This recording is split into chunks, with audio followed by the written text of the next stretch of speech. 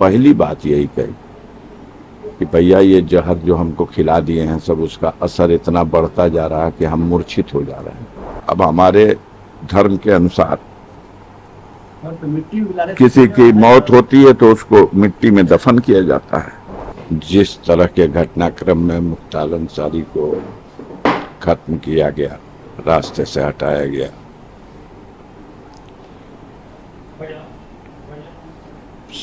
समय आएगा तो आप देखिएगा पूरी तरह से हमारे पास पुख्ता सबूत है कि उनको जहर दे करके मारा गया है। और एक दुर्दांत अपराधी को बचाने के लिए पूरी सरकार और उसकी मिशनरी इतना बड़ा षड्यंत्र कर सकती है, शर्म ही नहीं है। सब कुछ पटल पर है। सिर्फ एक बात पूछ लीजिएगा कि 26 तारीख को मुख्तार अंसारी को, जो न्यायिक अभिरक्षा में बांदा कारागार में थे, उनको मेडिकल कॉलेज क्या भेजा था? कोई सैर करने की तो जगह थी नहीं। सुपरिटेंडेंट कहते हैं हमने 2 बजे उनको भेज दिया क्योंकि हमें डॉक्टरों ने सलाह दिया। 3 डॉक्टरों के पैनल ने कहा कि इनकी हालत सीरियस है, इन्हें मेडिकल कॉलेज भेजा जाए। मेडिकल कॉलेज में उनको 3 बजे 3:30 बजे वहां एडमिट किया गया। हम लोगों को एक टेलीग्राम पुलिस के माध्यम से रात में 3 बजे के बाद थाने से आके दिया गया, रेडियोग्राम है कि आप तत्काल मेडिकल कॉलेज बांदा पहुंचिए, मुख्तार अंसारी की हालत चिंताजनक है, और उन्हें मेडिकल कॉलेज में सुपरिटेंडेंट जेल ने भर्ती कराया। हम लोग गए वहां, वो जेल में हॉस्पिटल में भर्ती थे। उनसे मिलने का बहुत मुश्किल के बाद 5 मिनट का मौका दिया गया, और 5 मिनट की मुलाकात में पहली बात उन्होंने कही, उन्होंने पहले से भी मालूम था और उस दिन भी पहली बात यही कही कि भैया ये जहर जो हमको खिला दिए हैं सब, उसका असर इतना बढ़ता जा रहा है कि हम मूर्छित हो जा रहे हैं। और मुझे बहुत बेचैनी है, मेरा पेट में इतनी गैस बन रही है और शरीर की शक्ति खत्म हो गई है, दर्द बहुत है। आज रात में मैं बहुत देर तक, हमें याद नहीं है, बेहोश हो गया था। ये लोग उसी अवस्था में मुझे हॉस्पिटल शिफ्ट कर दिए। यहाँ आने के बाद जब ट्रीटमेंट शुरू हुआ, ऑक्सीजन लगी और ये सब, तो मैं होश में आया। हमने डॉक्टर से पूछा कि कैसे, कौन इलाज कर रहा, तो 2 लोग तो वो मेरे सामने लाए गए जो फार्मासिस्ट थे, और एक डॉक्टर जो आए, उन्होंने बताया कि मैं सर्जन हूं, हार्निया का सर्जन। तुमने कहा मुख्तार अंसारी के केस में क्या है? कह देखिए, इनके, मैं एक सर्जन हूं और सर्जन की हैसियत से मैं ये कह रहा हूं कि इनका कोई सर्जरी का केस नहीं है। तो उसने अपनी बात ढकी अंदाज में कह दिया। मैंने कहा प्रिंसिपल साहब से बात करा दीजिए, मुलाकात करा दीजिए। बताया गया 10 मिनट बाद प्रिंसिपल साहब मिल लेंगे। 10 मिनट बाद कह दिया गया प्रिंसिपल साहब, मेडिकल कॉलेज के प्रिंसिपल, मिलेंगे नहीं, फोन पे बात करेंगे। हमका फोन पे बात करा दीजिए। 10 मिनट बाद फिर कह दिया गया कि नहीं, फोन पे भी बात नहीं कर सकते। तो हमने कहा कि तो ठीक है, टेलीफोन नंबर उनका दे दीजिए।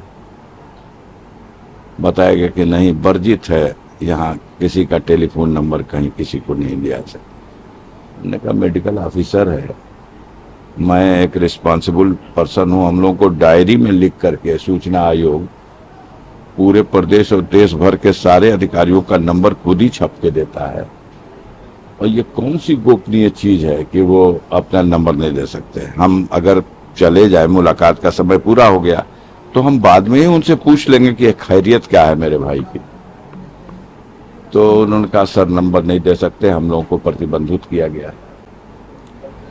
फिर हमने कहा कि एक रिक्वेस्ट मेरी है कि अगर आपके काबू करना हो तो समय रहते इसको कहीं रिफर कर दीजिएगा जहां इसका इलाज हो जाए। तो उन्होंने कहा कि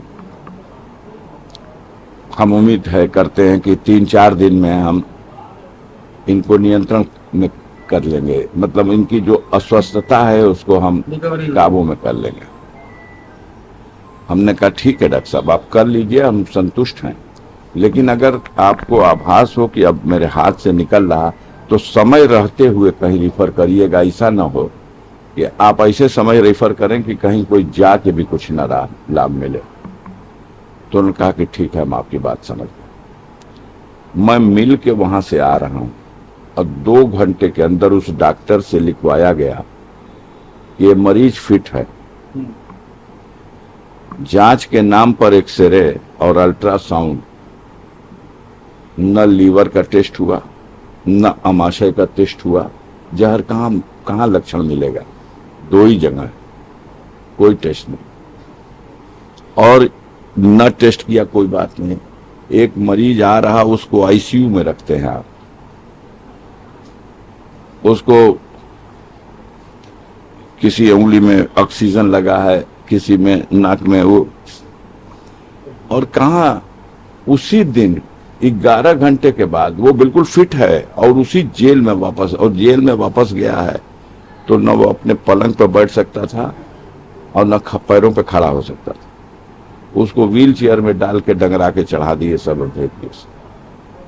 और ये जो 24 घंटा वहां रहे, फिर उन लोगों ने मीडिया को ब्रीफ किया, सूचना आयोग के लोगों ने, कि मुख्तार बिल्कुल फिट हैं, सारे जांच से वो कोई कमी नहीं, किसी चालाकी से इस तरह का एक कोई ड्रामा रचा गया था उनके बीमार होने का। कैसा ड्रामा? किसी के घर से तो एडमिट होने का ही नहीं थे, हॉस्पिटल ने एडमिट किया है। और अगर वो ड्रामा था तो 24 घंटे बाद जो कुछ हो गया ये क्या था? उसके ट्रीटमेंट का कुछ जो लाभ मिला, उन लोगों को शॉक हुआ कि ये तो बच गया है, हम लोग तो लास्ट स्टेज समझ के भेजे थे, तो बच गया, इसको फिर ले जाके इतना लॉस कर दिया। जो घटना हुई है उसी दिन 3:30 बजे उसने, लगभग 3:30, 2-4-5 मिनट आगे, उसने अपनी बहू से फोन पे बात की है और अपने बेटे से भी बात की। आप उसकी आवाज देख लीजिए क्या है। ये नाटक है।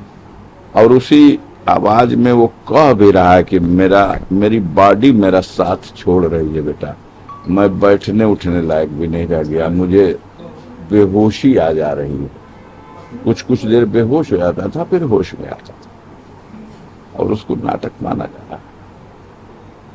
जब वो मुंह से खून फेंक दे रहा और मर जा रहा, तो उसको आप ले जा करके हॉस्पिटल में नाटक करके फोर्स चारों तरफ लगा के और कि इलाज हम कर रहे हैं और उसको घोषित करा रहे हैं कि हार्ट अटैक हो गया। कहीं अगर भगवान है तो हम आप देखें या न देखें, वो तो देख रहा है कि कितनी निर्दय होकर के इन लोगों ने उस व्यक्ति को, वो हट्टा खट्टा गुड पर्सनालिटी का आदमी है, मुझसे 10 साल छोटा है, मैं उसका 10 साल बड़ा, मेरे सामने पूछा नहीं था क्या तेरी सरकार मनमानी कर रही है? किसी को अगर ये नियमानुसार लग रहा है तो लगे। आम जनता तो इसे मान रही है कि बिल्कुल मनमानी करके, दुरुपयोग अपने अधिकार का करके, साजिश करके दुर्दांत अपराधी को बचाने के लिए इनकी हत्या की गई। इसका राजनीतिक लाभ भी, अब अभी राजनीतिक लाभ तो क्या मिलेगा उनको? तो आएंगे तो अपना बुलडोजर लेके आएंगे, कहेंगे कि हमने मिट्टी में मिला दिया। अब हमारे धर्म के अनुसार किसी की मौत होती है तो उसको मिट्टी में दफन किया जाता है, और मिट्टी में दफन होने की प्रक्रिया को अगर कोई कहे कि मैं मिट्टी में मिला दिया, हमारे हिंदू भाई जब मृत्यु हो जाती है तो उनको उनका दाह संस्कार किया जाता है। अब कोई कहे कि हम तो इसको आग में जला दिया, तो ये तो जले पे नमक छिड़कना है और क्या है। ये तो एक प्रक्रिया और परंपरा है, धार्मिक रीति रिवाज है। आप लीगल बैटल में जा रहे हैं? जाएंगे भैया, हम अपने लीगल टीम से मशवरा करेंगे। अभी तो हम लोग इस हालत में ही नहीं, मरमाहत है पूरा परिवार।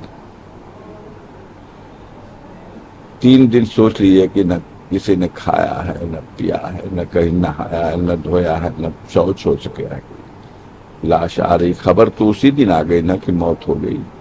जो ओवरऑल सिचुएशन बनाता है, जैसे अब्बास पार्टिसिपेट नहीं कर पाए इसमें, अब्बास के लिए जेल में है, नियम है कि पेरोल मिलना चाहिए।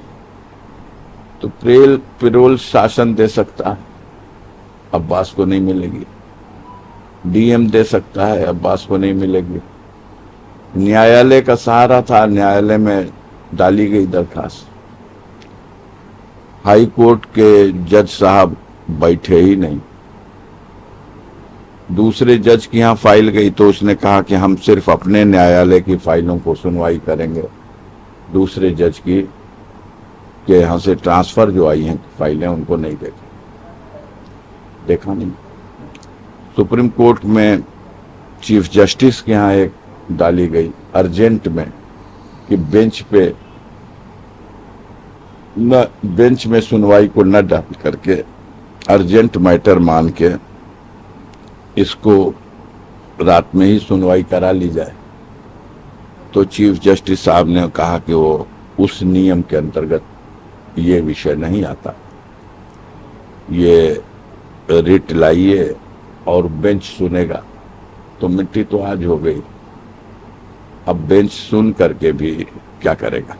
अच्छा, ये जो परिस्थितियां बनी कि पत्नी भी नहीं आखिरी बार देख पाई, नहीं देख पाई है। मुख्तार की बहू वो आई है अब्बास की पत्नी। अफशां के विरुद्ध पहले ही से वारंट है और वो इनाम भी घोषित कर दिया गया है। ऐसी परिस्थिति बनाई जा सकती है, ये भगवान न करे कि कभी किसी दुश्मन के ऊपर भी आए कि उसका सुहाग उजड़ जाए और वो अपने सुहाग का दर्शन भी न कर सके।